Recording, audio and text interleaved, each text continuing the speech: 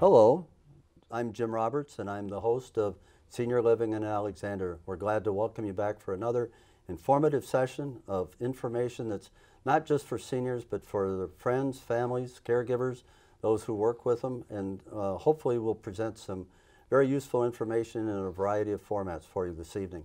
I'm very pleased to have a very special guest with us this evening. Jane King is here from the Alexandria Commission on Aging, and she's going to tell us a little bit about the work of the Commission, its history, what it's been doing, what it's accomplished, and where it hopes to go. So Jane, I'm very, very glad to have you here. Thank you. And glad to be here. Looking forward to this conversation. Let's start off. Let's tell people a little bit about the Commission on Aging, and then I understand you recently have completed a strategic plan. You were key in that. And tell me a little bit about how you got involved with the Commission, please. Okay, I got involved with the Commission because 8 years ago I retired from AARP. Oh, okay.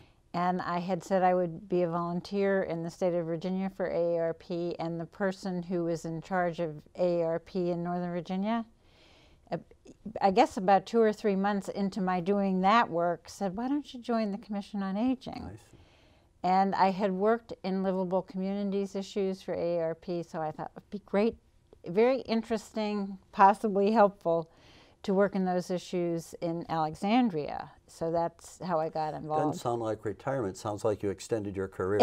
In some ways, that's right. Okay. Well then, and so what have been your roles with the Commission during that time? I was the secretary almost immediately because a former secretary had retired, so I did that for a year, and then was on the executive committee, and then when after about 4 years after the chair resigned as chair, I became the chair of the Commission. How long did you serve? 4 years. Okay, and you've continued. And I'm still on the Commission. Still on right, the Commission. Yeah. I see. Okay. Well, tell us about the Commission and what is its objective? What are you trying to accomplish? The Commission is basically to advocate for Alexandria's seniors. Okay. And in general, that would be people 60 plus and over. And our basic purpose is to make sure, number one, that the services provided by the Division of Aging and Adult Services and Social Services, health services are available to them. But as we looked at what people need in Alexandria, we understood that they also need a home that they can live in for as long as possible. One of the things I certainly learned at AARP, and this has been proven repeatedly through AARP surveys, is that people want to stay in their homes and communities. Mm-hmm. About 90% want to do that.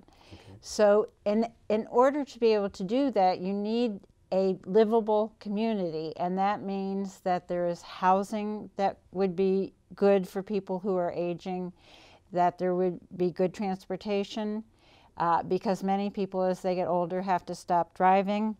It means that there's recreation available that's appropriate for seniors, and actually we actually have to look at whether the whole city is functioning in a way that makes it livable for older people. And almost all policy now is trying to keep people in their homes as they age. Federal policy, state policy. But you can't keep people in a home if they can't use the streets safely, if they can't be in a home that allows them to be flexible even if they have some physical or mental limitations. So you have to look at all their dimensions of life. It's all not just food, clothing, shelter, recreation, transportation, et cetera, et cetera. The whole thing. Okay. And actually Alexandria was willing to support this activity. And I think only about 10% of communities in the country have done this. So, really? Yes. So we need to thank the City Council for providing some money to hire a consultant so we could work with someone who was able to help us. It would have been hard for the Commission to do this on our own. So you're an instrument of the city government, absolutely, but representative of private vendors, not-for-profits, any of the organizations that also are targeting services or have an interest in yes, seniors. especially those that offer services to seniors that are nonprofit. Senior Services of Alexandria is always on the commission. At Home in Alexandria has several representatives on the commission. So it's largely citizens. We have liaisons to the Human Rights Commission, to the Commission for Women, and so there really is an abundance of those who provide services who get involved. The commission is made up of volunteers, citizen volunteers with an interest? Yes. Is there staff to that that's The provided? staff of the commission is the director of the Division on Aging and Adult Services and the coordinator for long-term care services. Okay. And they have been extremely supportive from the 8 years I've been involved. I understand you recently updated, is maybe the right word, a strategic plan? What the City Council requires us to do every year is to report on what we have accomplished, number one, what our goals are for the next year, and to report on the past year. So we just completed that in September. We have made a lot of progress in terms of transportation issues. For example, there's the program called Senior Taxi in Alexandria, and at one point during the budget cycle last year, it was proposed that that be terminated, and the Commission on Aging, At Home in Alexandria, Senior Services, all worked together to make sure that did not happen. So that was a major accomplishment. We also worked hard to prevent too serious a cut in the real estate tax relief program. Mm-hmm. So that's the kind of work that we jump into. But besides that, we have a housing committee working on affordable housing. We know in Alexandria that's a huge problem, certainly not Alexandria's fault, but because of the economy, right. And especially housing, we all know, has increased in price, but we're working really hard to try to make sure there's more affordable housing and that there's housing that can accommodate people who may have some physical limitations, may have to use a wheelchair. So if your goal is if your objective is, or the ideal situation would be to have the seniors able to stay in their housing because of housing cost, transportation, delivery, maybe isolation, medical needs, etc., those are some of the problems that you have to address in a comprehensive way.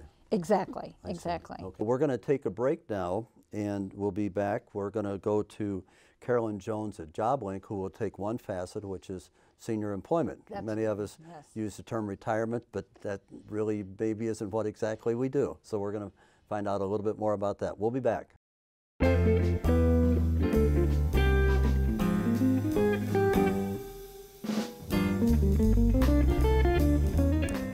Hi, we're here today with Carolyn Jones, who is the Director of Joblink for the City of Alexandria's Workforce Development Center. How are you doing today? Great, thank you. Thanks for the opportunity for having me on the program. Oh, well, thanks for being here. First, can you give us an overview of Joblink? Yes, Joblink is a one-stop workforce development center. We provide employment services for all of Alexandrians. We have a host of programs ranging from programs for youth as well as programs for seniors. And we also have programs for dislocated workers and rapid response, people who are laid off. Great. Can you tell us just a little bit more about the specific programs that you have for seniors in Alexandria? Yes, we do have an employment program for seniors, and that program is facilitated by National Counseling on Aging, and they are embedded in our center. So if anyone is interested in finding a job or job search tips, they can call our number at 703-746-5940 and schedule an appointment to come in. Oh, great. Do you have anything special that you guys are doing for the month of January for seniors? Yes. We are kicking off our computer series, and that includes Intro to Computers, which is keyboarding, as well as Word. And the classes begin the week of January 10th, and anyone interested in there can certainly call our front desk at 703-746-5940. Oh, great. So if someone wants to learn more about Joblink, they can go online. They can go on our website, and our website is www.alexandriava.gov/Joblink. Okay, great. And also, don't forget, we do have Joblink flyers at all of our senior information corners. So thank you so much for being here with us today, Carolyn. Thank you for the opportunity.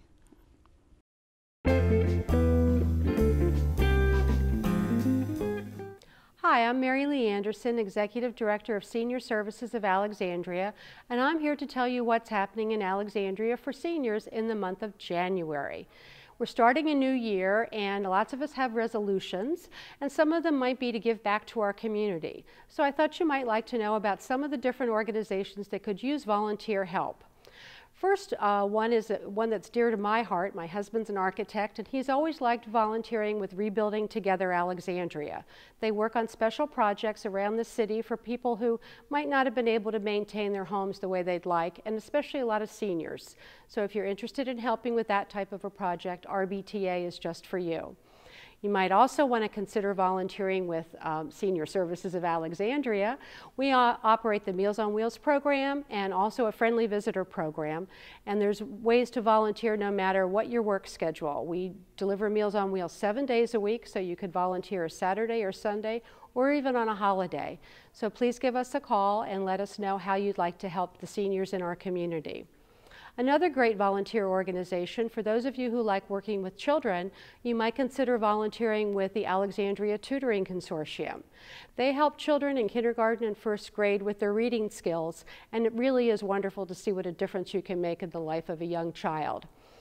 The other organization that I think is doing great work in the community and can use lots of volunteers is Alive.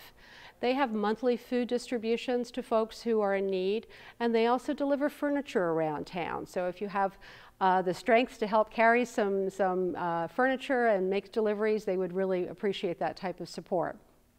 There's all kinds of volunteer activities in Alexandria, and if you want to find out about more of them, you can go to Volunteer Alexandria's website.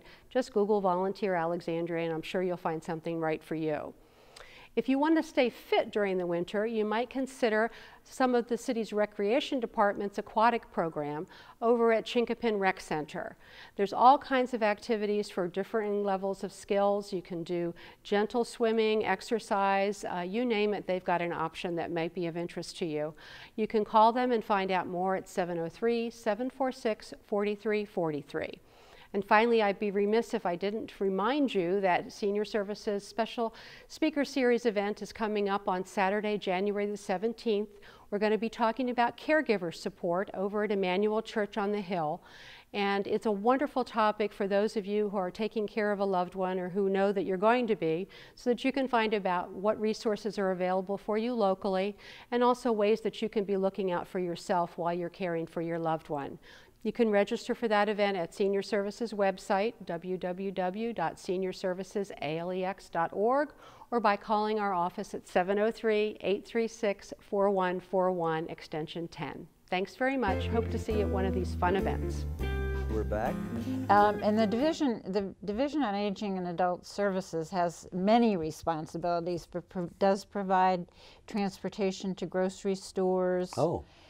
In fact, I would like to offer the phone number for anybody who might be interested in calling that division, because they provide many services, and that number is 703-746-5999. And my understanding is that anybody who calls can either leave a message for what they need or talk to a social worker. So it's a very interactive type of call that you would be making. You should hear back from somebody very quickly. There's a plethora of organizations that are targeted for seniors. How do you get them to work together or to collaborate, or to, you know, you've got a senior person living in their home, hopefully. How do you, or is it your job to coordinate those services, or just to look at them and be sure that they're there? And our job is more advisory and advocacy. The Division on Aging has those responsibilities. However, the division also knows of all the resources available in the city and the region. That's why calling that number I just provided can be very helpful for someone who needs assistance, for family caregivers, and the commission over time learns these learns how to help people find the right person to talk to. Is it your job also to analyze needs and find out what's missing, where gaps are? Yes. And as part of the strategic plan, an inventory of all the services available was made, and that way we could identify the gaps. Okay. And there are gaps in transportation, for example, and one of the issues we've been working really hard on is to make sure intersections are safer, that both older people and children can easily get to parks. Walking is an important form of transportation, so we're looking at the full range of possibilities. We have been urging Dash to provide more service if possible during the daytime and on weekends, although senior taxi in some cases can fill those gaps. Okay. And are there other unmet needs in addition to transportation that you've taken a look at and that need some attention? Especially housing, because the other thing we would like to do, and we're starting as much of this as possible, is to educate Alexandrians when they're young, even when they're young, I should say, to look at their homes to see how they would function as they get older. The ideal home would have one entrance that didn't have a step, could be back, front, or side. Bathrooms, probably on the first floor at least, should be larger, so if someone in a wheelchair needed to use that bathroom. One of the terms we use is visitability. Visitability, because it can be a very good thing, especially for a young family but has older relatives, to be able to invite their grandparents or whatever who might be using a wheelchair to come into the home. It could be a really important accomplishment if we could persuade more builders to build homes that would be useful to older people, to people with disabilities, for children. Anything you do in a home that supports the needs of older people can support the needs of children and anybody, really. They can be a very much more comfortable home, and they can be aesthetically pleasing, which is important too. It sounds to me like you've got an analytical role to identify what the problems are, take measure of those. You've got an educational program or aspect that this is what we do. We may not do it, but we've informed others, and then an advocacy role, and then a measurement or monitoring role.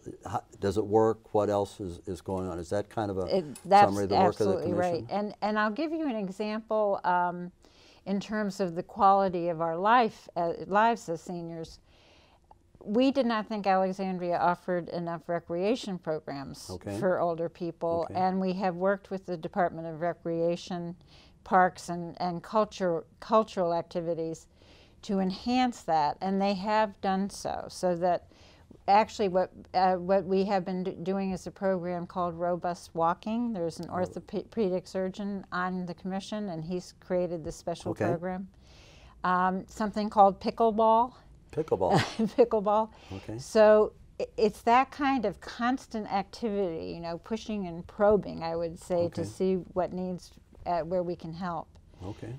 And the Housing Committee in particular is working closely with the City Planning Office, the Department of Housing. We'll be talking to builders. So we're trying to coalesce very strongly around that issue. Okay.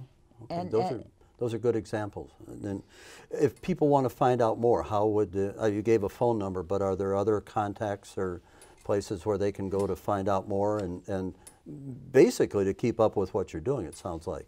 Yes. You go to the website, alexandriava.gov/aging.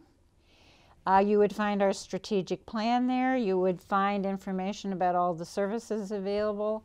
And we also have a directory of services, and you could call the number I provided for that, and it's totally comprehensive. Okay. So that everything you could possibly need as an older person can be found in that directory. Okay. That's outstanding. Well, we've pretty well used up time for this segment, so I do want to thank you very much for telling us about the work of the Commission and the breadth of what it does and what it hopes to accomplish. It's time to close the show. I really want to thank Jane King, who's here from the Alexandria Commission on Aging, and the vast information she gave us on the work of the Commission. And want to wish you all well and a very happy 2015. Wish you all well.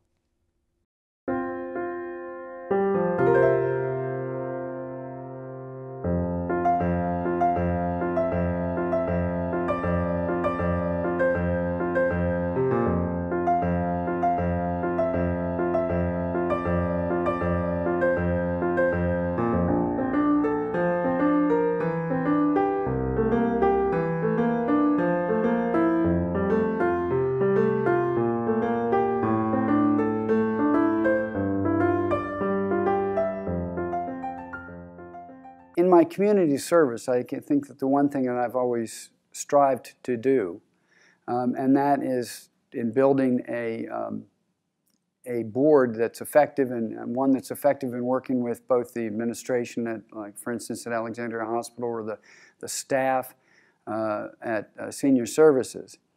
You want to build a board that is effective, and in my mind, the only way you can be effective is to work collaboratively.